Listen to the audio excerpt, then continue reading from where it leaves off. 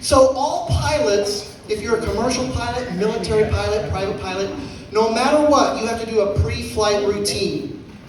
It is mandatory. It is a non-negotiable. So every day, you need to do a 15-minute pre-flight routine. So where you wrote down daily 15 minutes, write down pre-flight routine. And the pilots do that to ensure everything is put in place to get to where they want to go. When you do your pre-flight routine, it's to ensure that you're going to get to where you want to go. So what does that look like? Number one, you're going to look at your business plan. You figure out the time. First thing in the morning, you're going to look at your business plan. You might think, every single day? Yeah, because most agents, they do a business plan once a year in December, put it on a shelf or in a drawer and never see it again. Would you agree? So you need to review it every single day, because where the attention goes, the energy flows. And we talked about this being energy management. So you need to look at you got to look at your business plan. If you have a life plan, you got to look at your life plan, as in relationships, finances, spirituality, any other categories in your life plan. Look at your schedule yesterday. Were my priorities accomplished? Yes or no? What do I need to move into today? What are my priorities today?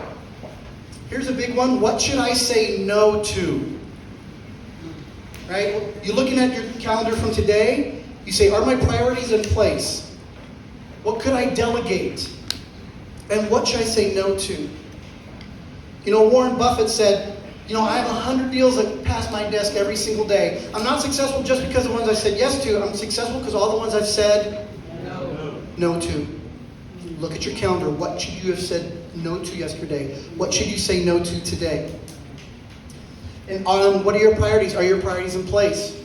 And priorities change. Your priority today may be lead generation. Tomorrow, maybe lead generation. Guess what the next day may be? Lead generation. Maybe lead follow-up. The next day, maybe I got to get my kids from soccer class. I got to take my mom to the doctor. That's your priority. Are you filling in your priorities? Or are you just responding to emails and doing everybody else's priority? We talk about energy management. The energy, I can feel it. I can feel the energy. You guys going, are you talking to me? I'm feeling some of that. Now here's another one. I'm going to give you a little mindset hack.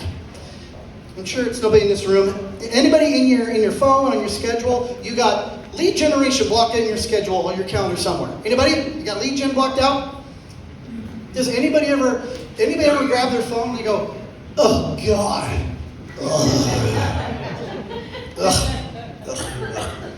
Right? I'm sure it's nobody here. Some people respond that way. And what's the definition of insanity? Doing the same thing over and over again, expecting a different result. So if you're going, every time, let's change it. I believe in the power of words. So as a coach, I ask someone, hey, when you lead gen at this level, what's it going to do for you? It gives me appointments. What are the appointments going to do? Closings. Closing does what? It gets this. And I could go for another 20 minutes, but it may be someone says that it's going to relieve all the debt. What's that going to do for you? It's going to relieve pressure. What would you like to call it? And they say, it's financial freedom. And they change it from lead gen to my financial freedom time. I have one client who, she named it Vacation Smiles. I said, interesting, tell me more about that. She goes, I have a happy family, I got happy kids, I got a happy husband. You know what? But there is nothing better than when I see those vacation smiles from my kids and my husband and knowing I had a big part to do with it. She calls it her vacation smiles. You think her production went up? It absolutely did, because it wasn't just numbers. There was a meaning behind it. And I always encourage her, before you pick up the phone to lead generate, or before you go to the kitchen table, you need to sit there, close your eyes, picture those smiles. Picture where you're at. How does it feel when you see those smiles? Get into the right state. So you get into the right state before you do it. Why? Because it's energy management.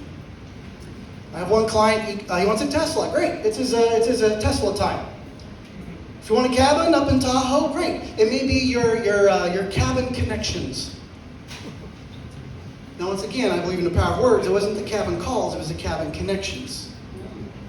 Now, old school sales is ABC, always be closing. To me, that's old school sales. ABC is not always be closing, it is always be connecting. Always be connecting. Always be communicating. Always be caring. And always be coming from contribution. I think, especially in the last couple of years, we need a little bit more of that. Say, hey, I made 20 calls. Great, you checked it off. But did you connect with anybody? We just need to connect a little bit more people. We need to care a little bit more. Especially here in the last couple of years. Would you agree? Do you agree? Say, yep. Yeah. All right. So I want you to think of that when it comes to that 15-minute pre-flight routine. You got to make sure everything's put in place to make sure you get to where you want to go. The next is 1 hour a week. It may be 1 hour Sunday morning for everybody gets up. It's up to you. So you're going to do a weekly review. Number one, you're going to look at last week. It's going to be, did I accomplish my priorities? If not, what distractions got in the way? What should I have said no to? What am I grateful for? Because gratitude is one of the highest forms of energy, and we said if this was energy management, yes? What am I grateful for? Then you look at for this week, what are my personal priorities? What are my professional priorities? Who are the top contacts I should make? And yes, I purposely said personal priorities was first. So you got to review that for the whole week. Once again, if you have a life plan, look at your life plan. Look at your values. Did I live up to my values last week? Because psychiatrists say one of the greatest forms of internal trauma or is stress is when your external actions do not align with your internal values. Did you live in alignment with your values last week? What are your priorities? You need to just look at that for over the whole week. Monthly, you need to take 2 to 3 hours every single month. This is a business meeting. If it's you and your spouse or partners, great, sit down and get together. This is a business meeting. Husband, mother, daughter, great. If it's just you and your cat, great. Have a meeting with just you and your cat for 2 to 3 hours every month. Number one, looking over your life plan. 2, your business plan. Your growth plan. Now, a growth plan is not a business plan. A business plan is about building your business. A growth is about growing you. If you want your business to grow, your finances to grow, your relationships to grow, you have to grow first. What are you doing to invest in yourself? Maybe it's what books are you going to read? What kind of podcasts are you going to listen to?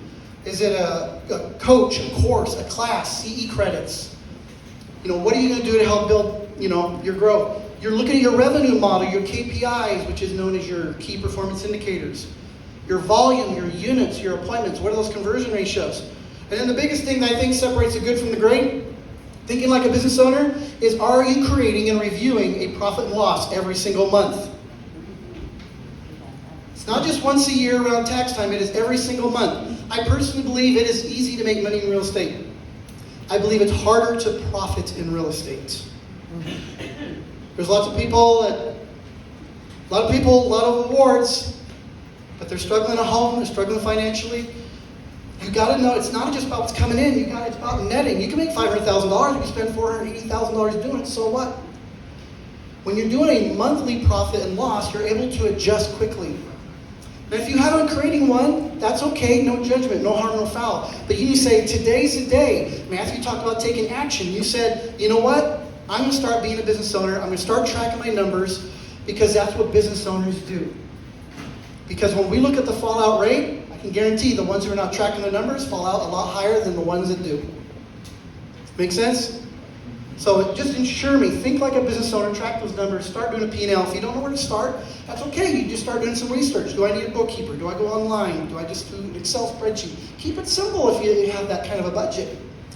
All right? And so quarterly. I'd encourage quarterly if you have a team, but let's go straight to a year. You need to take 2 or 3 days every single year. If you do a retreat, I like to get away. I like to hike. I go hiking for 2 or 3 days. With no technology. My wife is not a big fan of that, but, it happens. I take a book and a journal my numbers, get away from social media and marketing, and start looking at, has anything changed? Has my purpose, my passion, my priorities change, and if they have, I need to change the plan. And if, maybe you say, I'm just going to avoid media, I'm just going to get on the porch and have a cup of tea and work on my numbers. And you need to do that for you. And don't do it in December. Things are too busy then. You need to be doing like a September, October. Keep looking over your numbers. So just a quick review is what separates the good from the great. Number one, it's absolutely mindset. And I encourage you to start thinking like a business owner and track your numbers, because numbers are the language of business. It's all about habits. You need to stop and adopt. If I came up here and said, everybody needs to do these 5 things and do these 3 things in the morning because that's what I do, but we're all different. You need to see what works for you in your situation. And number 3, it's life management. Are you managing your life? And then you got to look at all your numbers on a daily basis, weekly basis, monthly basis, and a yearly basis to track those numbers to see what we need to review, to reflect on, and we might possibly need to reset on. Because tracking those numbers, that's going to be the way that you're going to live a life by choice, not a life by chance. That's what I got today.